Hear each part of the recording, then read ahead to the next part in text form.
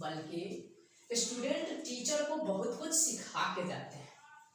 क्योंकि student teacher को बहुत कुछ इसलिए सिखा के जाते हैं क्योंकि जो स्टूडेंट होते हैं वो टीचर की गलतियां बताते हैं कि नहीं सर, तो वहां से जो टीचर होते हैं उनको कुछ सीखने को मिलते हैं।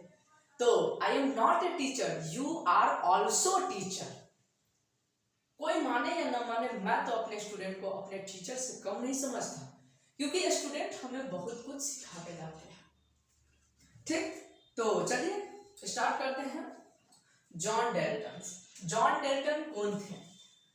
John Dalton, John Dalton, John Dalton के बारे में हम लोग देखेंगे। जॉन डाल्टन जो थे उनका जन्म हुआ था 1766 में।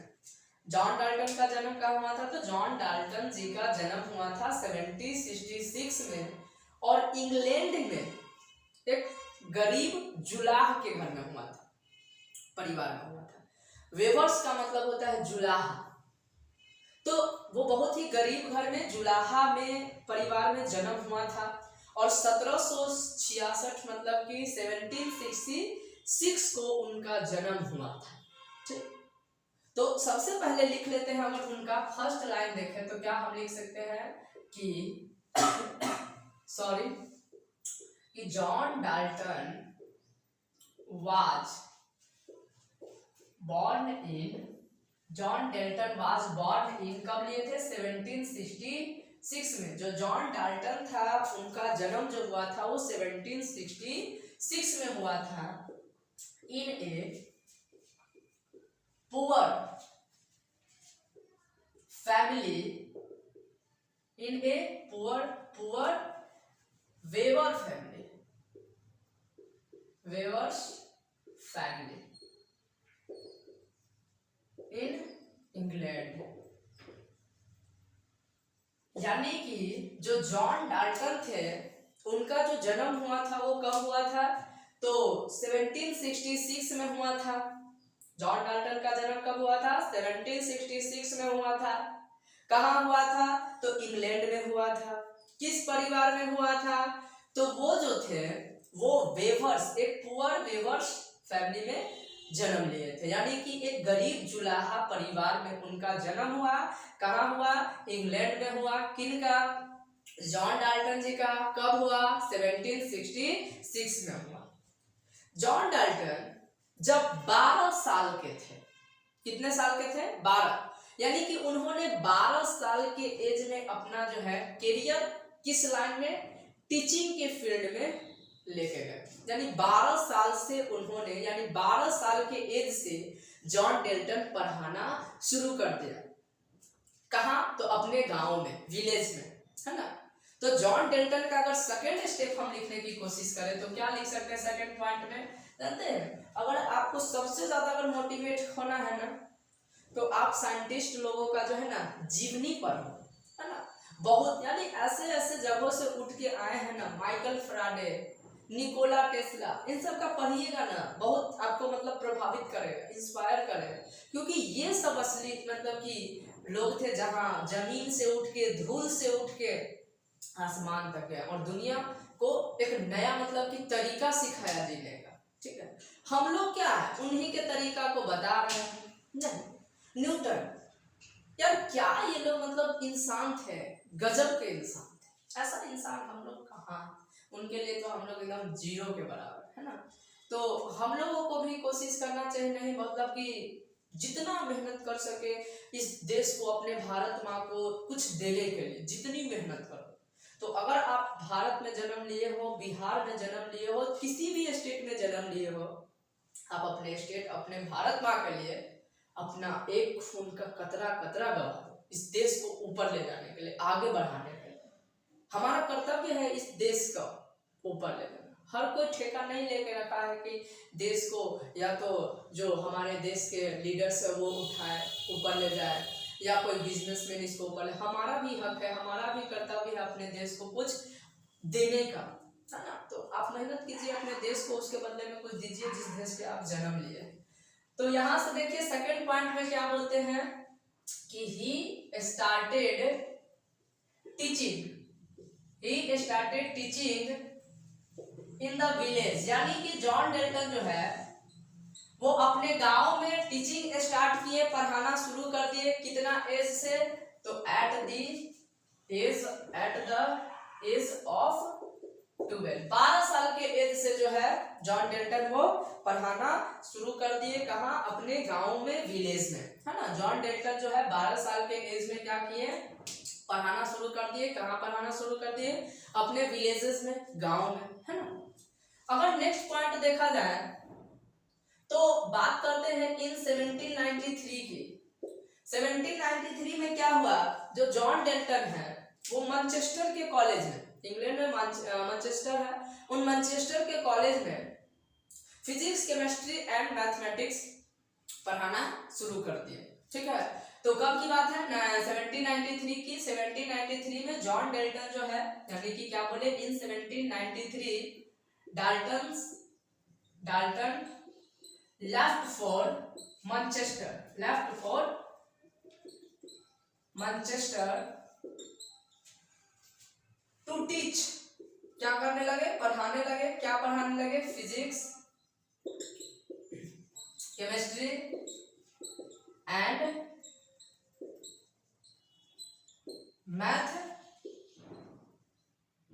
मैथमेटिक्स, है ना। मैथमेटिक्स पढ़ाना शुरू कर दिए। कहाँ? इन ए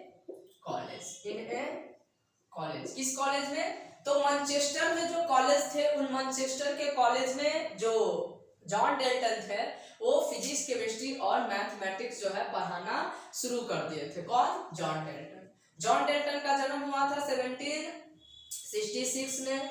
12 साल के एज में उन्होंने पढ़ाना शुरू कर दिया अपने गांव में, गांव के स्कूलों में। मान लीजिए गांव के स्कूल में पढ़ाना शुरू कर दिए होंगे। और 1793 में वो मैनचेस्टर के कॉलेज में जो है, कहाँ के? मैनचेस्टर के कॉलेज में जो है फिजिक्स, केमिस्ट्री और मैथमेटिक्स पढ़ाना शुरू कर दिए। कौन? हमारे जॉन डेल्टन, है ना। और नेक्स्ट पॉइंट की अगर बात करें तो इन 1794 में क्या हुआ था? उन्होंने एक डिस्क्राइब किया था। किस चीज का डिस्क्राइब? कलर ब्लाइंडनेस का। तो यहां से बोल सकते हैं ही डिस्क्राइब्ड कलर ब्लाइंडनेस। उन्होंने कलर ब्लाइंडनेस के ऊपर क्या किया था? कुछ वर्क किया था और काम किया था। कब? 1794 में। कौन? John Dalton. ठीक। उसके बाद लास्ट में उन्होंने ये एंट्री मारा हीरो की तरह, सुपर हीरो की तरह, कि दुनिया जब तक रहेगी हमको नहीं लगता है कि भूलने वाले।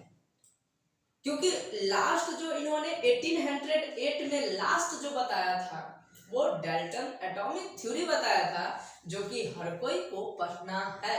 हालांकि ये सब पढ़े या ना पढ़े, जाने या ना जाने, डेल्टन का पोस्टुलेट हर किसी को जानना है। तो लास्ट में कब की बात हो रहा है? तो बात कर रहे हैं हम इन 1808 में जॉन डेल्टन ने क्या किए? तो डेल्टन प्रिपेयर्ड हीज, क्या प्रिपेयर किए थे डाल्टन? हीज एटॉमिक थ्योरी को क्या किए? प्रिपेयर किए। और टू एक्सप्लेन, और उन्होंने उसमें क्या एक्सप्लेन किए थे? तो उन्होंने उसमें एक्सप्लेन किए थे to explain the properties of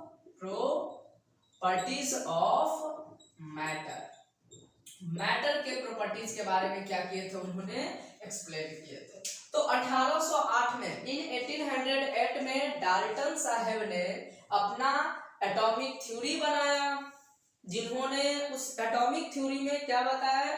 तो उन्होंने उस एटॉमिक थ्योरी में बताए कि मैटर का प्रॉपर्टीज, जो कि हम लोग ऑलरेडी देख चुके हैं, है ना। 1808 में डाल्टन साहब ने लास्ट जो है अपना पोस्टुलेट दिए और फिर दुनिया से अलविदा हो गए। कब अलविदा हो गए? तो 1844 में उनका जो है देहांत हो गया, मृत्यु हो गया। तो लास्ट लाइन हम लिखना चाहते हैं, ही डाइड इन 1844। 1844 में उन्होंने दुनिया को अलविदा कह दिया और दुनिया को बहुत कुछ दे के अपने देश को बहुत कुछ दे दिया और देशवासियों के लिए वो एक इंस्पिरेशन बन गए, क्योंकि उसका जो है उनके बारे में केवल इंग्लैंड में नहीं, जन्म लिए इंग्लैंड में लेकिन जमाना पड़ रहा है उनके बातों को। तो इसीलिए कहते हैं काम ऐसा करो कि दुनिया जान जाए।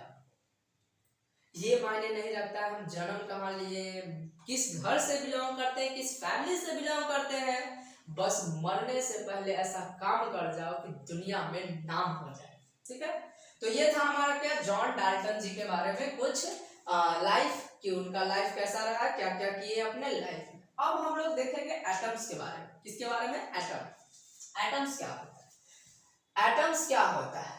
तो एटम्स की अगर हम देखें तो एटम्स के बारे में कि एटम्स क्या होता है, जिस तरह से एक घर को बनाने के लिए, हाउस को बनाने के लिए ब्रिक की जरूरत होता है। जैसे कि अगर हम बोले कि हमको कंस्ट्रक्ट करना है किसको, बिल्डिंग को, यानी कि हाउसेस को, अगर हम बोले हमको हाउसेस बनाना है, घर बनाना है, तो इसके लिए सबसे बेसिक यूनिट क्या है? ब्रिक्स।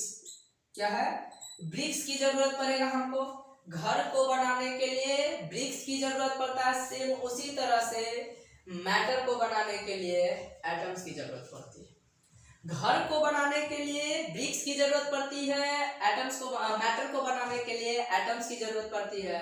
तो यहां से अगर हम पहला पॉइंट लिखें तो क्या लिख सकते हैं? Just as all the houses are made up of bricks in the same way, उसी तरह से, इन द सेम वे का मतलब इसी तरह से, all matter is made up of, जितने सारे एटम होते हैं उसको बनाने के लिए किसकी जरूरत पड़ती है? तो all matter is made up of small particles called atom, यानी कि जितने सारे मैटर होते हैं, है ना, उन सभी को बनाने के लिए किसकी जरूरत पड़ती है? एटम्स की जरूरत पड़ती है। जिस तरह से घर को बनाने के लिए ब्रिक की जरूरत पड़ती है, ईंट की जरूरत पड़ती है, उसी तरह से मैटर को बनाने के लिए एटम्स की जरूरत पड़ती है। और इसीलिए हम बोल सकते हैं कि atoms is a building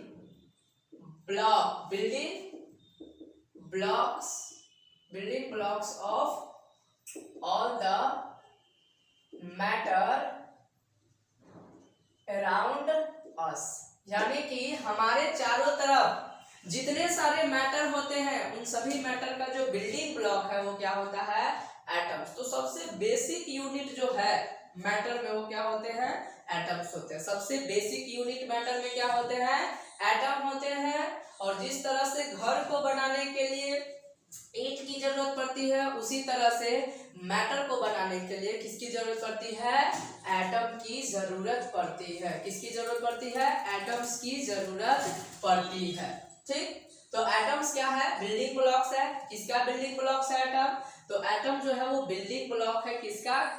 matter का, जो हमारे आसपास जितने सारे मैटर होते हैं। अगर कोई पूछेगा एटम का डिफाइन बता, तो क्या बता सकते हैं? तो बोलेंगे एन, क्या बोलेंगे? बोलेंगे an atom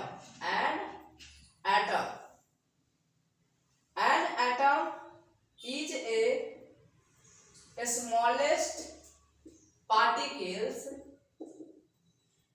of the elements, यानी कि जितने सारे मेटल होते हैं, सॉरी, जो एलिमेंट्स होते हैं वो स्मॉलेस्ट पार्टिकल होते हैं। एलिमेंट के स्मॉलेस्ट पार्टिकल क्या होते हैं? एटम। तो अगर हम बोले कि एलिमेंट का जो स्मॉलेस्ट पार्टिकल है वो क्या होता है? एटम होता है। एलिमेंट का जो स्मॉलेस्ट पार्टिकल होता है वो क्या होता है? तो एलिमेंट का जो स्मॉलेस्ट पार्टिकल होता है वो एटम होता है। एलिमेंट का स्मॉलेस्ट पार्टिकल क्या होता है? एटम होता है। ठीक, that can take part take part in a chemical reaction, जो कि केमिकल रिएक्शन में क्या करता है, हिस्सा लेता है। यानी जितने सारे एलिमेंट होते हैं उन सभी एलिमेंट का जो स्मॉलेस्ट पार्टिकल होता है वो क्या होता है, एटम होता है। और जो एटम होता है वो क्या करता है, केमिकल रिएक्शन में हिस्सा लेता है। और हिस्सा लेके तरह तरह के कंपाउंड का फॉर्मेशन करते हैं, है ना। तरह तरह के क्या करते हैं, कंपाउंड का फॉर्मेशन करते हैं। एक सिंगल एटम कभी भी जो है फ्री स्टेट में एग्जिस्ट नहीं कर सकते। एक सिंगल एटम जो है कभी भी फ्री स्टेट में एग्जिस्ट नहीं कर सकते हैं। जब भी करेगा एटम फ्री स्टेट में एग्जिस्ट तो वो कंबाइंड फॉर्म में करेगा, या तो वो सेम एलिमेंट के साथ कंबाइंड फॉर्म में करेगा, यानी कि सेम एलिमेंट के एटम के साथ, और नहीं तो अनदर एलिमेंट के एटम के साथ कंबाइंड फॉर्म में एग्जिस्ट करेगा। कहाँ, इन फ्री स्टेट में। बाय द वे वो सिंगल एटम जो है फ्री स्टेट में एग्जिस्ट नहीं कर सकता है। क्यों? क्योंकि जो एटम्स होते हैं, ज्यादातर एलिमेंट के जो एटम्स होते हैं वो बहुत ज्यादा क्या होता है, रिएक्टिव होते हैं, जिसके कारण वो सिंगल एटम क्या है, फ्री स्टेट में एग्जिस्ट नहीं कर सकते हैं। तो यहां से अगर हम बात करें क्या कि एटम ऑफ मोस्ट एलिमेंट यानी ज्यादातर एलिमेंट का जो एटम्स होता है आर वेरी रिएक्टिव, वो क्या होते हैं, बहुत ज्यादा रिएक्टिव होते हैं। And do not exist in free state, इसलिए वो फ्री स्टेट में एग्जिस्ट नहीं करते। याद रखिएगा, जो ज्यादातर एलिमेंट का जो एटम्स होते हैं वो बहुत ज्यादा रिएक्टिव होते हैं, इसलिए वो फ्री स्टेट में एग्जिस्ट नहीं करते हैं। Do not exist in free state, इसलिए वो फ्री स्टेट में एग्जिस्ट नहीं करते हैं। ज्यादातर एलिमेंट के जो एटम होते हैं बहुत ज्यादा रिएक्टिव होते हैं, जिसके कारण वो फ्री स्टेट में एग्जिस्ट नहीं करते हैं। तो किस फॉर्म में एग्जिस्ट करते हैं, तब बोलेंगे they exist in combination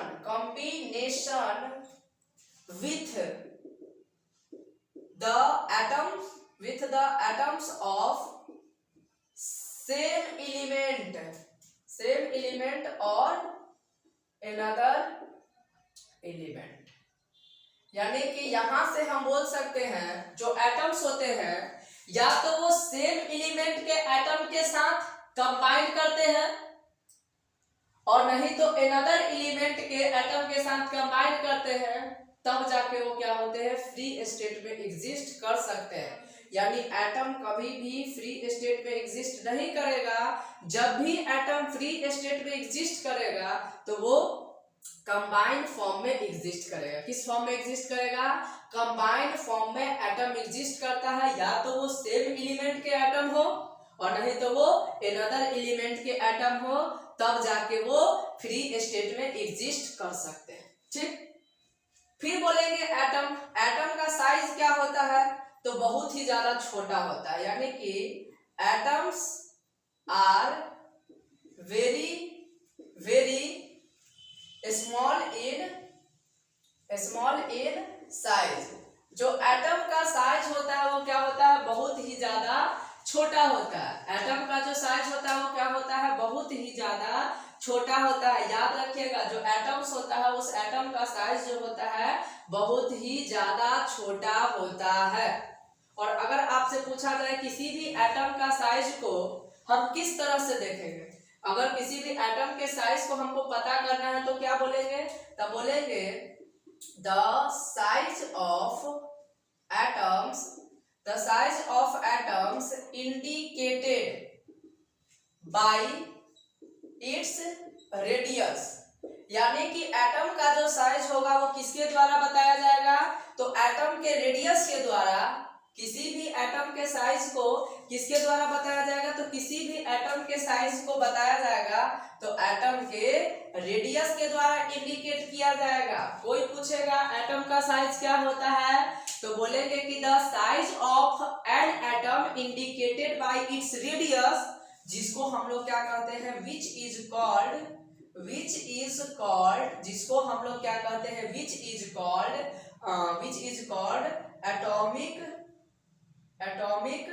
atomic radius.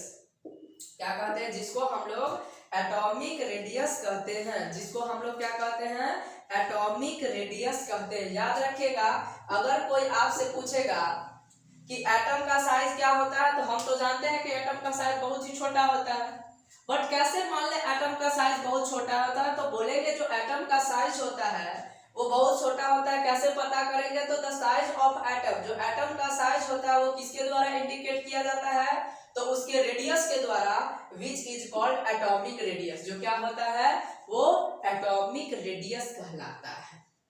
अब एटॉमिक रेडियस को मेजर क्यों किया जाता है, ये सब बातों को याद रखिएगा। एटॉमिक रेडियस को मेजर कैसे किया जाता है, तो जो एटॉमिक रेडियस होता है उसको मेजर किया जाता है, यानी बोलेंगे एटॉमिक रेडियस इज मेजर्ड। जो एटॉमिक रेडियस होता है उसको मेजर किया जाता है किसके द्वारा, तो atomic radius is measured by nanometre. तेरा नैना बड़ा दगाबाज रे तोरे नैना बड़ा दगाबाज रे। चलिए कोई भी दिक्कत नहीं है, एकदम खेलते हुए पढ़ना है, खिलाते हुए पढ़ाना है और जिंदगी को एकदम ऊंचाइयों तक ले जाना है ना। तो atomic radius is measure by nanometre. जो एटॉमिक रेडियस होता है उसको नैनोमीटर से क्या करते हैं, मेजर करते हैं। एटॉमिक रेडियस को कैसे मेजर करते हैं, नैनोमीटर से मेजर किया जाता है। तो आप कहोगे सर 1 नैनोमीटर, अरे नैना कजरा ना, इन नैनोमीटर की बात कर रहे हैं।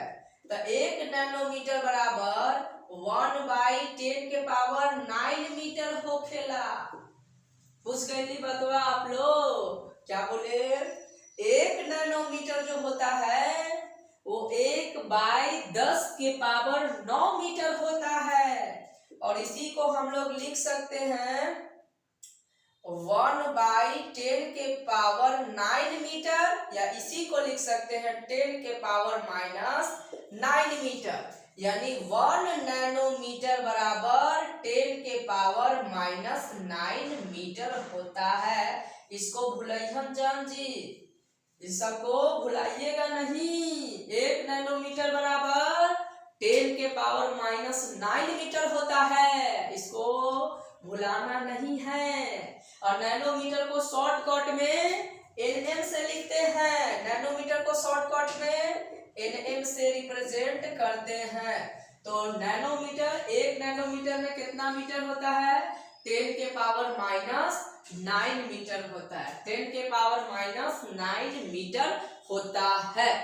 समझ में आया, कोई दिक्कत? तो चलिए यहाँ तक का स्क्रीनशॉट लीजिए, फिर थोड़ा सा जो है हम क्या करते हैं, देख लेते हैं।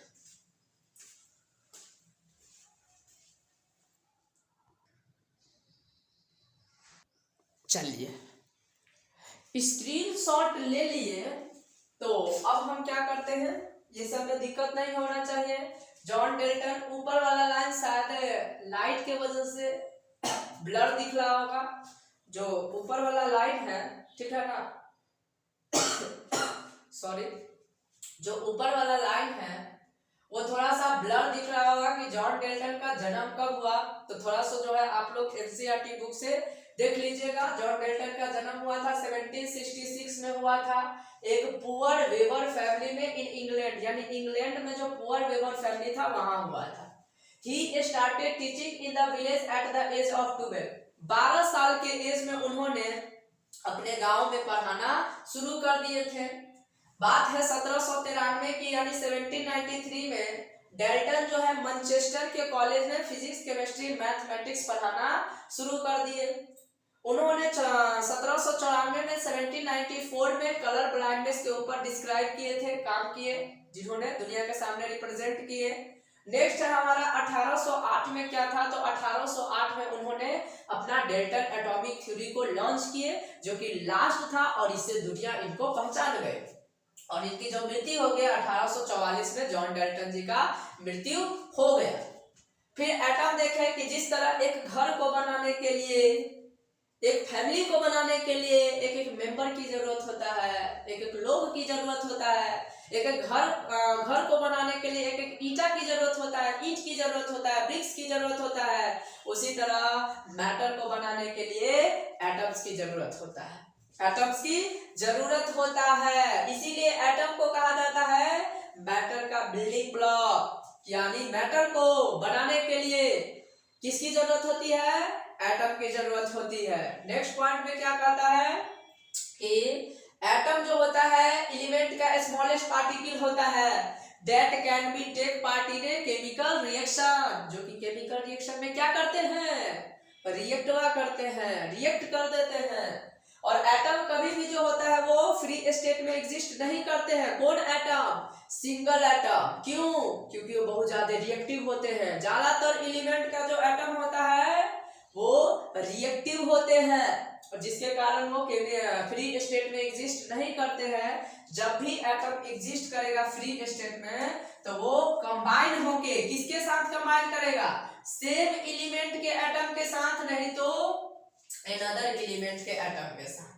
एटम जो होते हैं उनका साइज बहुत ही ज्यादा छोटा होता है, स्मॉल होता है। तो atoms are very very small in size. जो एटम होता है उसका साइज बहुत ही ज्यादा छोटा होता है। और जब हम किसी भी एटम के साइज को देखते हैं तो कैसे देखेंगे, तो बोलेंगे the size of atom indicated by its radius. जो एटम का साइज होता है उसके रेडियस के द्वारा देखा जाता है कि एटम का रेडियस क्या है, और उसी रेडियस को हम लोग कहते हैं एटॉमिक रेडियस। एटॉमिक रेडियस मतलब एटम का रेडियस, ठीक है। कहा जाता है एटॉमिक रेडियस को किस तरह से मेजर किया जाता है, तो एटॉमिक रेडियस को जो मेजर किया जाता है वो बाय नहीं इन नैनोमीटर, यानी कि इन नैनोमीटर में किया जाता है। किस में किया जाता है, नैनोमीटर में। और नैनोमीटर को शॉर्ट में एलएम से रिप्रेजेंट करते हैं। सिंपल नैनोमीटर का सिंपल एलएम होता है। एक नैनोमीटर बराबर 10 के पावर -9 मीटर होता है। एक नैनोमीटर बराबर 10 के पावर -9 मीटर होता है, ठीक। तो इधर वाला लिख लिए होंगे, आशा करते हैं। तो इसको हटाते हैं और थोड़ा सा और बचा हुआ है, उसके बाद फिर आप लोगों से अगले क्लास में मिलेंगे, ठीक है। अब देखिए यहाँ से हम मान लिए कि जो एटम्स होता है वो क्या होता है, बहुत ज्यादा छोटा होता है ना। अब देखिए जब एटम्स बहुत ज्यादा छोटा होता है तो बहुत ज्यादा छोटा है तो उसको देख तो सकते नहीं है अपने नेकेड आई से। हम जो है एटम को अपने आंखों के थ्रू नहीं देख सकते, उसके लिए कुछ इलेक्ट्रॉन क्या कहते हैं मशीनों की जरूरत पड़ेगी, क्योंकि बहुत ज्यादा छोटा है। इतना छोटा है कि जिसके सामने एक सिंपल माइक्रोस्कोप भी क्या हो जा रहा है, फेल हो जा रहा है। तो भाई कैसा माइक्रोस्कोप चाहिए, तो किसी भी एलिमेंट के एटम को देखने के लिए हम लोग को किसकी जरूरत पड़ती है, इलेक्ट्रॉन माइक्रोस्कोप की। किसकी जरूरत पड़ती है, इलेक्ट्रॉन माइक्रोस्कोप की। अब जो सबसे छोटा एटम होता है वो किसका होता है, तो हाइड्रोजन एटम। यानी कि यहां से हम लिख देते हैं, यहीं पे लिख देते हैं, है ना, उधर लिख देंगे। यानी कि hydrogen atom is smallest atom to all. यानी जितने सारे एटम है उन सभी में जो सबसे छोटा होता है वो हाइड्रोजन एटम होता है। सबसे छोटा जो होता है साइज वो किसका होता है, हाइड्रोजन एटम का होता है। तो कोई पूछेगा सबसे छोटा जो साइज है वो किसका होता है, हाइड्रोजन एटम का। कितना होता है, तो याद रखिएगा 0.037 होता है सबसे छोटा जो एटम होता है साइज में वो किसका होता है, हाइड्रोजन एटम। सभी एटम में जो सबसे छोटा होता है वो हाइड्रोजन एटम होता है। 0.037 इसका जो है होता है साइज, ठीक। अब हम बोले कि एटम जो होता है वो क्या होता है, बहुत ज्यादा छोटा होता है। तो एटम बहुत ज्यादा छोटा होता है, तो एटम को देखने के लिए क्या करना पड़ेगा, हमको एक मोस्ट पावरफुल माइक्रोस्कोप की जरूरत है। तो यहां से हम बोलेंगे एटम्स आर सो स्मॉल, जो एटम्स होते हैं वो बहुत ज्यादा क्या होते हैं, छोटे होते हैं, है ना, that we can not see them, जिसको हम लोग देख नहीं सकते हैं, even the most powerful optical microscope की जरूरत पड़ेगी। यानी कि एटम जो होते हैं वो बहुत ज्यादा क्या होते हैं, छोटे होते हैं।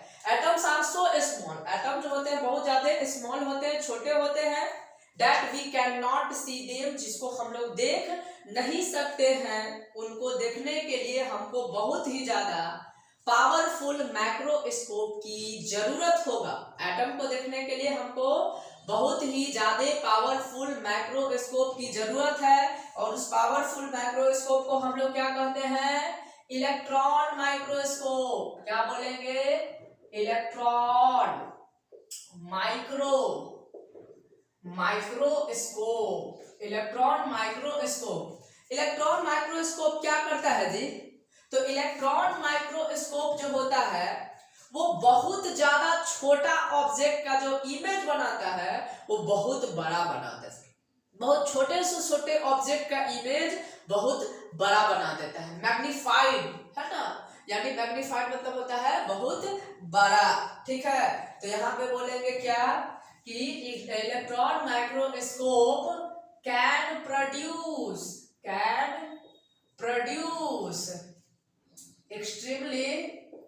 extremely magnified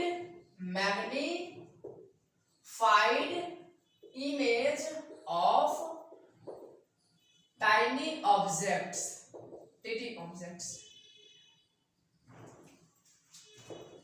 tiny object. यानी कि इलेक्ट्रॉन माइक्रोस्कोप क्या करता है, तो इलेक्ट्रॉन माइक्रोस्कोप जो होता है वो टाइनी ऑब्जेक्ट, छोटे से ऑब्जेक्ट का जो इमेज होता है वो एक्सट्रीमली मैग्नीफाइड यानी बहुत ज्यादा बड़ा इमेज बनाता है। तो एटम क्या होते हैं, बहुत ज्यादा छोटे होते हैं। तो एटम को देखने के लिए हम लोग इलेक्ट्रॉन माइक्रोस्कोप की जरूरत करते हैं, और इलेक्ट्रॉन माइक्रोस्कोप क्या होता है, छोटे से छोटे ऑब्जेक्ट का जो इमेज है वो बहुत बड़ा बना के दिखाता है ना, मैग्नीफाइड इमेज बनाता है। और वो भी किस टाइप का इलेक्ट्रॉन माइक्रोस्कोप का इस्तेमाल करते हैं, तो एडवांस इलेक्ट्रॉन माइक्रोस्कोप। तो बोलेंगे द एडवांस्ड इलेक्ट्रॉन माइक्रोस्कोप, यानी कि हम लोग जो है एडवांस माइक्रोस्कोप, इलेक्ट्रॉन माइक्रोस्कोप का इस्तेमाल करते हैं। और उस एडवांस इलेक्ट्रॉन माइक्रोस्कोप को जो हम लोग कहते हैं, the advance electron microscope is, जो हमारा एडवांस इलेक्ट्रॉन माइक्रोस्कोप होते हैं, इज ए, उसका नाम क्या है, स्कैनिंग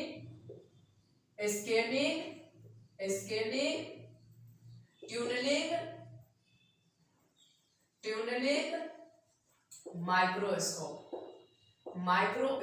कहते हैं, जिसको शॉर्टकट में STM कहा जाता है। यानी कि इसी माइक्रोस्कोप की हेल्प से, यानी कि स्कैनिंग ट्यूनलिंग माइक्रोस्कोप के हेल्प से हम लोग क्या करते हैं, एटम को देखते हैं। क्या देखते हैं, एटम को देखते हैं। तो याद रखिएगा। तो यहां तक हम छोड़ेंगे आज, और फिर मिलेंगे आपसे अगले लेक्चर के साथ, सिंबल ऑफ एलिमेंट्स, कि एलिमेंट्स का सिंबल किस तरह से रिप्रेजेंट किया जाता है, और एटॉमिक मास का कॉन्सेप्ट लेके कि किसी भी एलिमेंट के एटॉमिक मास कैसे बताते हैं। तो अभी के लिए इतना ही, फिर मिलेंगे आपसे अगले सेशन में। और अभी तक हमारे चैनल को सब्सक्राइब नहीं किए हैं, लाइक नहीं किए हैं वीडियो को, जल्द से जल्द कीजिए और अपने दोस्तों तक हमारे वीडियो को शेयर कीजिए और देसी अंदाज में अच्छे तरीके से इस तरह से समझने के लिए। तो thank you so much watching this video and जय हिंद जय भारत। सो